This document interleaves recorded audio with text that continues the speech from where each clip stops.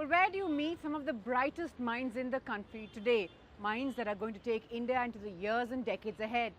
Well, where else but of course on our college campuses. Campuses that are the breeding grounds for new ideas, new thoughts and of course geniuses. We can tell you, we've been there, done that. Politics as a profession, like you said, it's not like something 9 to 5, Right. but it's something that It's a part of you and it's who you are. not just a part Right, of me, but right. it is me. Education अगर देखा जाए तो उससे related बाकी problems है। अगर हम चाहे बात करें लड़कियों के राइट्स की, तो अगर ज़्यादा से ज़्यादा लड़कियां पढ़ेंगी, उनको खुद का अवेयरनेस होगा, तो वो सोसाइटी अपने पेरेंट्स के अगेंस्ट जा सकती है। तो इसलिए यूथ्स के मुद्दे केवल ये नहीं कि प्राइवेट यूनिवर्सिटीज़ तक ही सीमित है, बल्कि एजुकेशन आपको ओवरऑल सारी सोसाइटी से रिलेटेड होता है। अब सरकार हमारी ये कहती है कि ये देखिए हम यूथ्स के लिए इतना बड़ा काम कर रहे हैं, और कहती क्या है कि देखिए हमने सैकड़ों हंड्रेड्स प्राइवेट यूनिवर्सिटी खोल दी गई। अब मैं पूछना चाहूँगा कि क्या प्राइवेट यूनिवर्सिटी कोई सरकार की अचीवमेंट है? क्योंकि प्राइवेट यूनिवर्सिटीज़ की फीस लाखों में होती है, वहाँ सब कोई मिल जा नहीं जाएंगे, सकता। बिल्कुल, तो बिल्कुल। वहाँ पढ़ेंगे कौन? Right, जाहिर सी बात है अमीर आदमी, ये सब लोग। तो अचीवमेंट्स तो वही हो सकते हैं कि आप अधिक से अधिक पब्लिक यूनिवर्सिटीज़ खोलें, प्लस Quality education क्वालिटी दे, एजुकेशन, जी, क्योंकि बिल्कुल। आप गवर्नमेंट स्कूल शायद कहीं भी जाइए, सब में यही दिक्कत है। Anyone who disagrees, but at the end of the day, society influences our you. It's okay to decisions. say your family backs you, but what about, you know, other rishtedar and all of that? Actually, when I first opted for humanities, there were many rishtedars who popped out that beta engineer doctor bano, tum kamaoge kya, khaoge kya. But now at the end of the day, when I took philosophy and now I have a job, at the end of the day, my parents are so much proud of me that people can't find job in the time of recession. When I got placed, my mom said, Right. recession में किसे job मिलती है? तुम्हें मिल रही है, तुम इसे ले लो. Nowadays, nobody is just going to be happy with a BA degree or just a graduate degree. I think everybody is going to go on to a master's, and a job is just the first step. All of this sums up as the charm of a residential program. When you're around people 24 hours, every It's B almost school like family, right? It's I'm like sure they family. are sort of That there is with why you. people cherish the 2 years of their MBA the most. And every B school follows a case study approach. You get a case study, it can be solved in an hour, but we take 3 hours to do it because there's fun involved in it as well. So I think that's the most important thing, and that's family. So at times what students do expect is that, okay, if we have a content preparation, that's what is going to be us in the final interview. That's not exactly the case. So one of the interviews, company which I wanted to be in, they did not ask me anything whatsoever related to my past experience about the content preparation, nothing at all. The entire discussion went on about my life, my decision, my family, my girlfriend, all this and that, everything all together. The entire discussion was so overwhelming at times. I was wondering what is happening right now. I did not get through that final interview.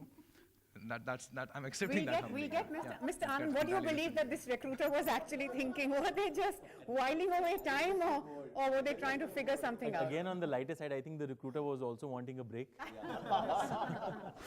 I don't understand that why in India or why people have that mindset that if a guy is doing fashion, the people just start judging him, judging him really That's a badly. very important point. That's an Really absolutely badly. important Okay, oh my God, point. you're doing fashion. Yes, it did cross my mind. Your gender but has a problem. Let's get the men to answer that actually. I recently had this conversation with a stranger, not a friend of mine, some other person. He told me, "यार, Pearl तो लड़कियों का college है, वहाँ क्या कर रहा है तू?" And it's just shocking how the men and women ratio is like the ratio of boys is more than the ratio of girls in Pearl. So yes, if you see foundation business, if you see the business of fashion, the course has more guys than it has girls. So actually, it's not a girls' course. They need to understand and get over the cliche. Right. If some guy is in makeup and he wants to become a makeup artist, so people have perception that the guy is learning makeup. When some of India's biggest makeup artists happen to be men. Yeah. That's the irony of this But people situation. have that type of perception. Well, that's it for now, but there are so many stories still to be told, so many journeys to make, so many, many miles still to walk. We'll get on with it, but not before we say thank you so much for watching. Until the next episode then. Bye-bye.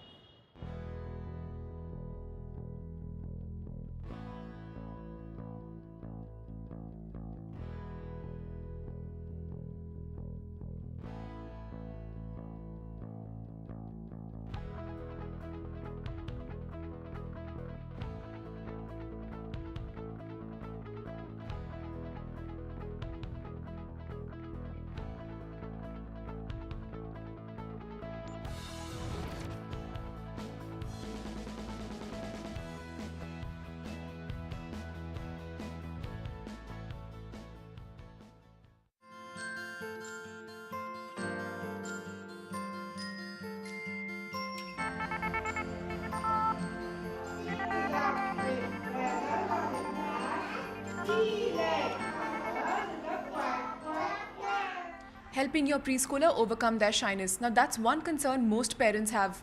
And just how do teachers help in this aspect? Let's find out. So how do you think schools and teachers, what role do they play in helping preschoolers overcome their shyness?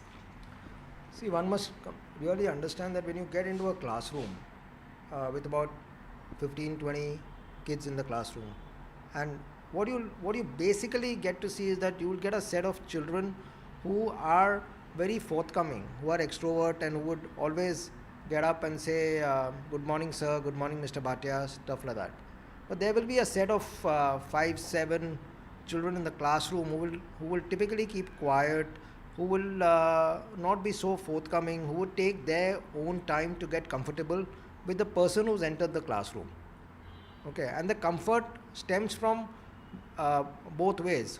The child has to feel comfortable because the teacher's job is to make the child feel comfortable.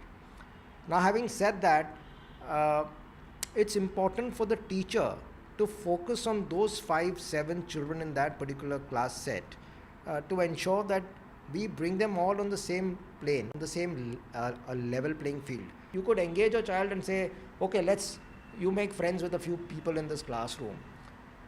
Later on, the group's got to accept the child. You see, it's not that the teacher forced the child into the group. Once the teacher's turned her back, the group may not accept the child. So the group's got to accept him. So we've got to engage with the child in a manner such that the child is accepted in a group he or she thinks he is a fit for that group, and the teacher is a mere facilitator trying to help him maybe to shift from one group to the other, and then it's on the child and the group to accept or to reject. But that's the way real life works. So how do you figure exactly if the child is generally shy or this is just a phase?